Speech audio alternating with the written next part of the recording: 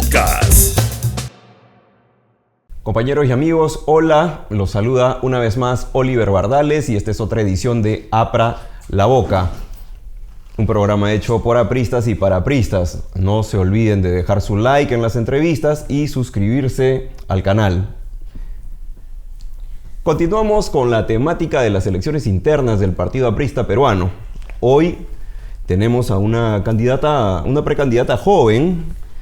Ella es técnica en computación informática y contabilidad, pero también es empresaria. Ella se dedica al rubro a la realización de eventos. Muy conocida en el rubro. Trabaja también en el Partido Aprista, es dirigente nacional, es secretaria nacional de Cultura. Así que es un honor recibir a mi compañera y amiga Rosa Bazán Flores. Bienvenida, Rosita. Bien, gracias, Oliver, por la invitación acá. Bienvenida a tu programa La Boca. Apra la Boca. Apra la Boca. Y vamos a abrir la boca hablando. Claro que sí. Dime. Rosita, ¿dónde naciste? Bueno, yo nací ya en Villa María del Triunfo, ¿ya? Pero te cuento una historia. Mi mamá me ha concebido en Villa María del Triunfo. Yo soy villamariana, ¿ya? Sí. Pero a la hora que ya tuvo, como dice, los dolores de parto, ella se tuvo que venir hasta el centro de Lima, a la maternidad de Lima, para poder dar a luz. Con el tiempo, ya, ahora Villa María es un distrito grande, tenemos el Hospital María Auxiliadora, claro, que es uno de los hospitales que inauguró el compañero Alan García en su primer gobierno, ¿no? Y ahí acude y ahí, bueno, ahí di a luz yo a mi hija, ¿no? Ahora tengo una hija, ¿ya? Y en ese hospital, ¿no? Yo soy villamariana, toda mi vida ahí, primaria, secundaria, toda mi vida ha sido ahí. ¿Y desde cuándo eres aprista, Rosita? A ver, yo tengo mi abuelo, que es de Paramonga, o bueno, él hacía y militaba en Paramonga, él trabajaba en la central azucarera de Paramonga, ahí fue dirigente él, y fue militante del partido, y fue dirigente del partido allá en Paramonga. Él venía siempre a Lima, ¿no? Y siempre hablaba del partido, y siempre decía que yo era su nieta aprista, porque en ese momento yo era, siempre he participado y he colaborado de las actividades del colegio, y he sido catequista por muchos años en la iglesia. ¿Ya? Mucha de la gente que vive a mis alrededores han sido mis confirmados. Wow. ¿No? Y siempre teníamos una iglesia pequeña de maderita, que nosotros como jóvenes que trabajábamos en la comunidad, pedíamos donación casa por casa para construir la iglesia.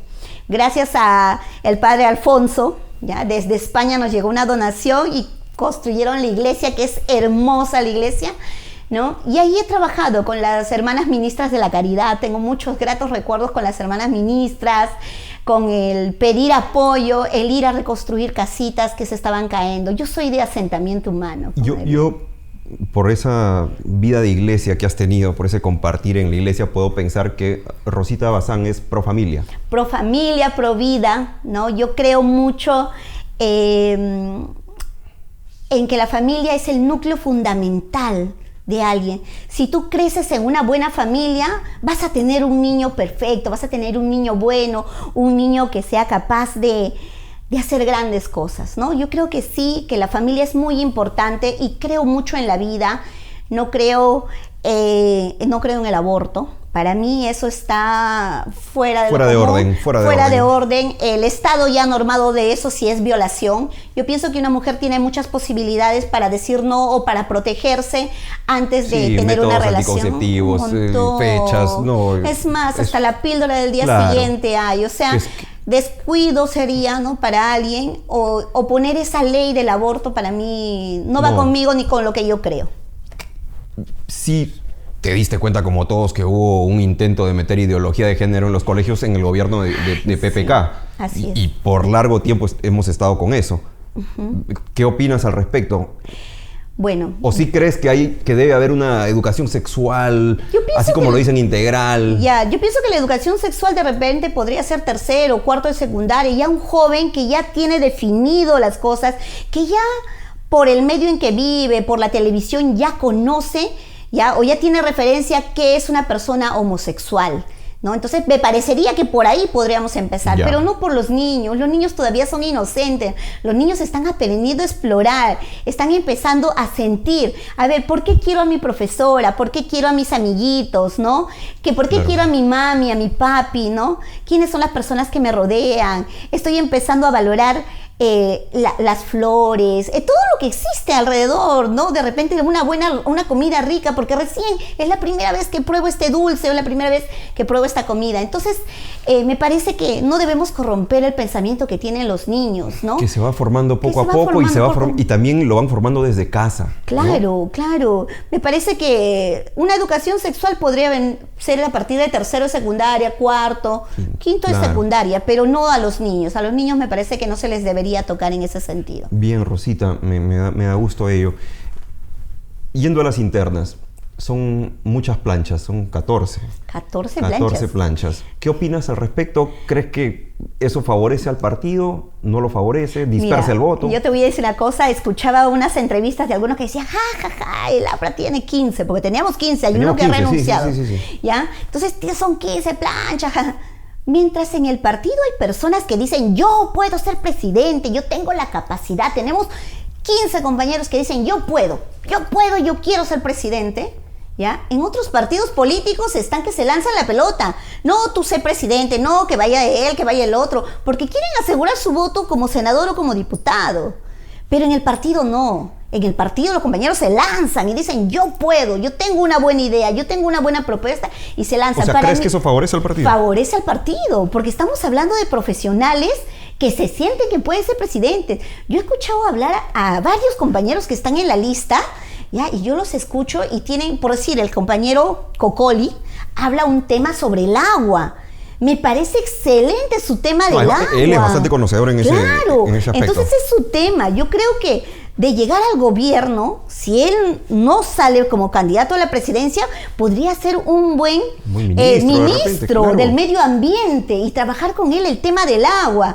He escuchado a otro hablando sobre la medicina, sobre los estudios de la medicina que se debería hacer, estudios biológicos. Después he visto a otro compañero que hablaba sobre la administración pública, otros que hablan sobre economía. Entonces, yo te digo una cosa. Tenemos buenísimos.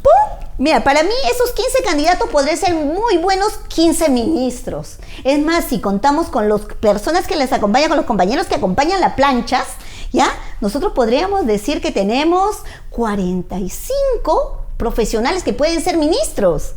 Entonces, claro. Yo no lo veo a más, yo no lo veo a menos, esto es más, esto nos suma, esto nos dice, hay gente que sí puede. Y yo les digo una cosa, escucho hasta a mis compañeros que son diputados, ¿ya? Y yo digo, qué valioso es ese compañero debería ser diputado, ese otro compañero debería ser senador, ese otro compañero, y de verdad que es la primera vez que me lanzo en una como candidata a diputada. Eso. ¿Qué te ha motivado? ¿Por qué dijiste, quiero ser diputada, quiero llevar esto? Ya es el momento. Ajá, ¿por ¿no? qué? ¿Qué te motivó? A ver, te comento. En mi distrito, yo tenía un compañero que se llamaba Percy Reina.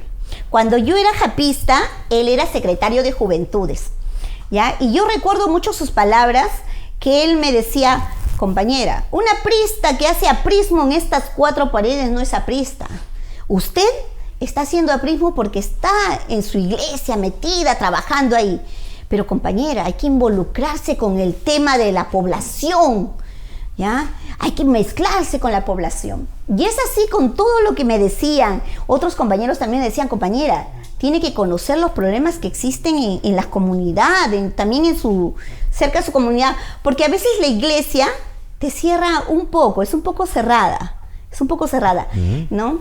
Y es así como empecé a trabajar con mi asentamiento humano. Aparte, yo he trabajado en COFOPRI y he caminado por los asentamientos humanos. También he trabajado en la municipalidad de Villa María del Triunfo y he recorrido todos los cerros de mi distrito, visitando a los pueblos. Bien. Entonces, ahí he podido rescatar la problemática que tiene mi comunidad. Y dime, ¿cuáles son los principales problemas de tu comunidad? Cuéntame. A ver, Villa María del Triunfo, el general problema es la titulación. En el 2006, cuando Hernán Garrido Leca era ministro de Vivienda, hizo un decreto de urgencia, el decreto 006 del 2006.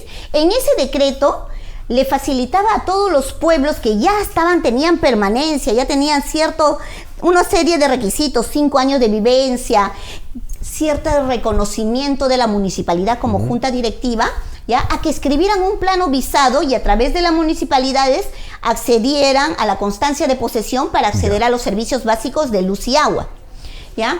Con eso, todos los asentamientos en Villa María del Triunfo que ya estaban cimentados accedieron a la luz y el agua, ¿no? Y esta gente, desde el 2006 a la fecha han pasado 19 años.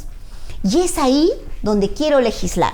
Han pasado 19 años. La ley de prescripción dice que en 10 años, si tú vives pacíficamente y continuamente en un terreno, te puedes hacer de él. Como posesionario, como me parece, ¿no? posesionario, Sí. no, ya como dueño de ese terreno porque tú lo administras. ¿Ya? El Estado ya ni siquiera le tiene que pedir al poblador, preséntame documentos probatorios.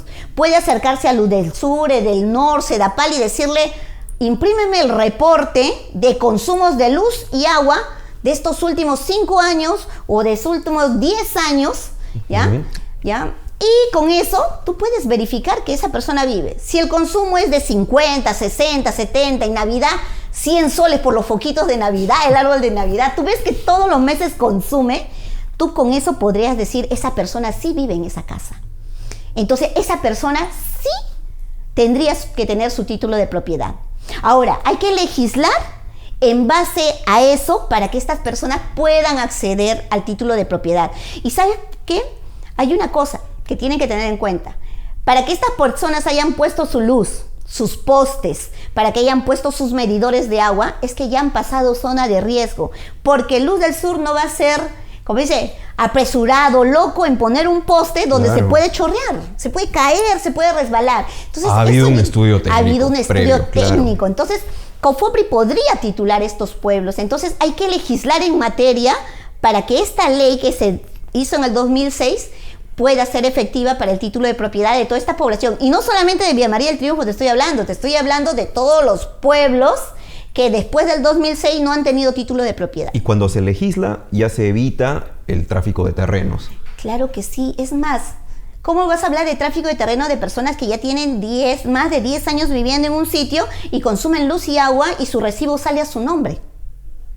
Sí que no puedes hablar de tráfico de terrenos ahí. Tú podrías hablar de tráfico de terrenos en un terreno donde no vive nadie, donde han venido y se han instalado y han puesto su choza y en ese momento quieren hacer algo. Pero estas personas ya vivían ahí y han tenido la necesidad de tener su luz y su agua para permanecer ahí. En efecto. Porque es difícil estar en un asentamiento humano y no tener.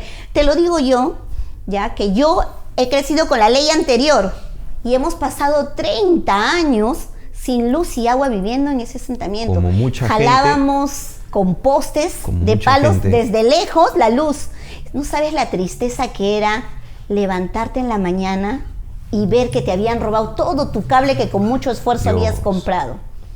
Que con mucho esfuerzo. Y les robaban a todo el mundo. Y teníamos nosotros siempre eso de poder, ¿no? De tener ya nuestro medidor, nuestra luz para poder salir adelante. Y el agua antes nos los traían también por cisterna. ¿Cuánto hubiera querido esa ley en la época que yo y mis papás vivíamos ahí con mi hermano? Sé que muchos se van a sentir identificados contigo, Rosita, en ese aspecto. Confío en que si llegas vas a hacer una buena gestión. Claro.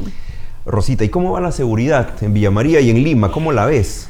Ay, mira, yo te digo una cosa, la seguridad, ¿ya? Yo pienso que sí se puede solucionar.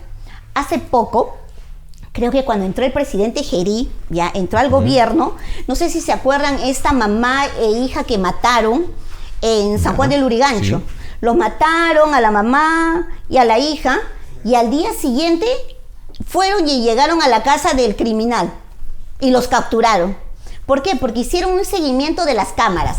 Vieron hasta dónde se fue la moto. Después de esa moto, si había una cámara alrededor que interceptaba el recorrido. Y llegaron a encontrarlos en su propia casa. O sea, cuando tú te pones a querer trabajar sobre seguridad, hay que trabajar. Das con el choro. Hay que trabajar. Das con el criminal. Lo que pasa es que, ¿sabes qué? No hay interés. no hay interés. A la gente le gusta el escándalo para recién trabajar sobre solamente ese caso de escándalo. Por eso mucha gente se queja de que tienes que ser artista, tienes que ser alguien conocido para que la justicia te llegue. Tienes que ser mediático. Tienes que ser mediático para que recién, o tu caso, tu filmación tiene que ser tan salvaje de cómo te han matado, que te has arrastrado por querer salvar a tu hija, por querer salvar a tu madre. O sea, tiene que ser tan trágico lo que te ha pasado para que recién la justicia te llegue. Y eso no debería ser así. ¿Crees en el estado de emergencia? ¿Crees que soluciona algo? Creo que deberían algunas leyes cambiar para que un estado de emergencia funcione. ¿Qué pasaría? Mira, hace poco en Villa María del Triunfo han matado a un mototaxista, se ha dado a la fuga la moto y un carro, un serenazgo que se llama DIR, que tienen una especie de... En la municipalidad tienen otro grupo que es como estos Robocops de negro, ¿ya? Lo ha seguido a esta moto y prácticamente ya la iban a embestir y la moto ha volteado y ha disparado 6 balazos contra el carro. Afortunadamente no les ha dado a estos jóvenes, porque son jóvenes, claro. Los que trabajan en este GIR son jóvenes. ¿Y estarías altos. A favor de que ellos porten arma o no? Yo estaría a favor de que haya, aunque sea, ya que no podemos cubrir con policías esto, que haya militares que tengan arma y que puedan de repente hacer algunos disparos. Puntos estratégicos. Claro. O sea, si estás de acuerdo con los militares en las calles. Patrullando, aunque sea dentro de un carro de serenazgo, ¿por qué no? Yo pienso que sí. Hace poco, una persona que también trabaja en la municipalidad, que es militar en retiro, ¿ya? Le disparó a un delincuente que lo estaba robando. O sea, le llegó a robar, lo golpeó todo, se paró y le disparó, ¿no? Y lo llegó a matar, ¿no? Pero fue todo en defensa propia. Las cámaras creo que ayudan mucho a poder detectar, ¿no? Cuando algo es en defensa propia y algo cuando no.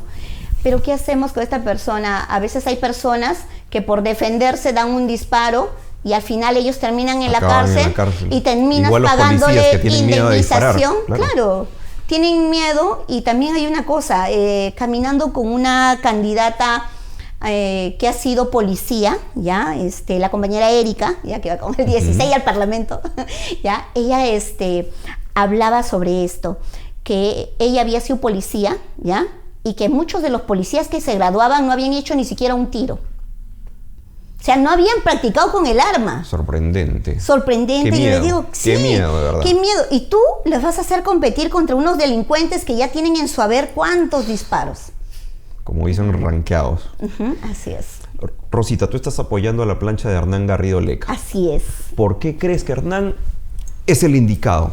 A ver, en el partido tenemos que ver una cosa. No estamos escogiendo un dirigente para el partido. O sea, no estamos escogiendo un secretario general, un secretario de organización, que sé que hay muchos compañeros que están en las diferentes planchas que podrían hacer un buen trabajo, porque los he visto recorrer todas las bases del partido, porque veo que están haciendo un trabajo articulado y tienen una buena propuesta dentro del partido.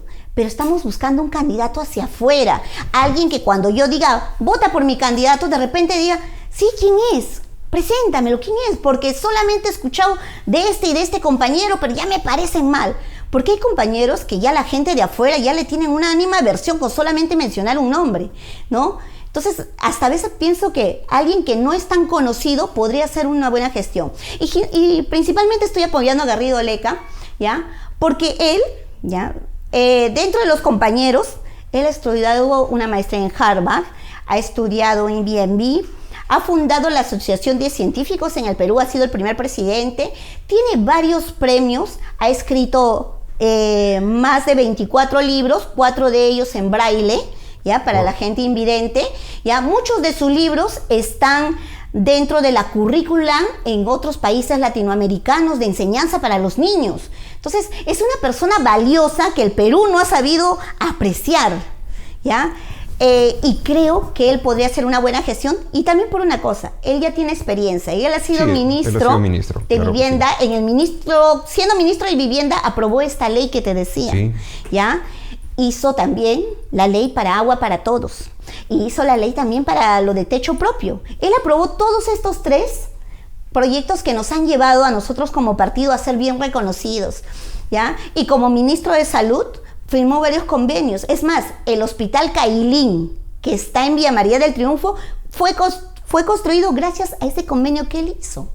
Entonces, ¿por qué no apostar por alguien, ya, que tiene una figura limpia, que es alguien que recién van a conocer y que sé que haría una buena gestión? Bien, Rosita. Confío Ahora, mucho en eso. ¿qué le dices al militante para convencerlo? Para que convencerlo. vote por Rosita Bazán, ¿qué número tiene que escribir y por qué tiene que votar por ti? Esa es tu cámara, Rosita. Adelante. A ver, queridos compañeros, ¿ya? A ver, quisiera que apostaran por mí porque estoy siguiendo todo lo que decía nuestro compañero Víctor Raúl Aya de la Torre. Soy dirigente de tu partido, he empezado desde la JAP, ahorita soy secretaria nacional de Cultura, he trabajado en el partido y no solamente en el partido, en mi comunidad también soy dirigente vecinal, he gestionado algunos proyectos dentro de mi comunidad, soy dirigente también de la asociación de exalumnos de un colegio, ¿no? Mi comunidad me reconoce, me representa, ¿ya? He hecho lo que decía siempre el compañero, no solamente trabajo adentro, sino también afuera del partido. Y este 30 de noviembre, compañeros, voy con el número 13, ¿ya? Voy con el número 13, ¿cómo dice? El número de tu vedette favorita. ¿Ya? Bien. Y estoy trabajando, coordinando, compañeros, espero me den la oportunidad de poder ir y representar el partido como siempre lo he hecho, compañeros. Que así sea. Éxitos, Rosita, en esta campaña. Y bueno, ojalá pues que salgas elegida como candidata. Voy a salir, y con tu voto. Excelente. Con tu voto voy a salir elegida. Excelente. Gracias, Rosita, por estar aquí. Compañeros, fue la candidata Rosa Bazán Flores. Ella va como precandidata a la Cámara de Diputados. Va con el número 13. Ahora me despido nuevamente de ustedes. Muchas gracias por acompañarnos. Esto fue Abra la Boca. No se olviden, denle like a las entrevistas y suscríbanse al canal. Oliver Bardales se despide. Cuídense mucho, compañeros. Nos vemos. Chao, chao. Chao, chao.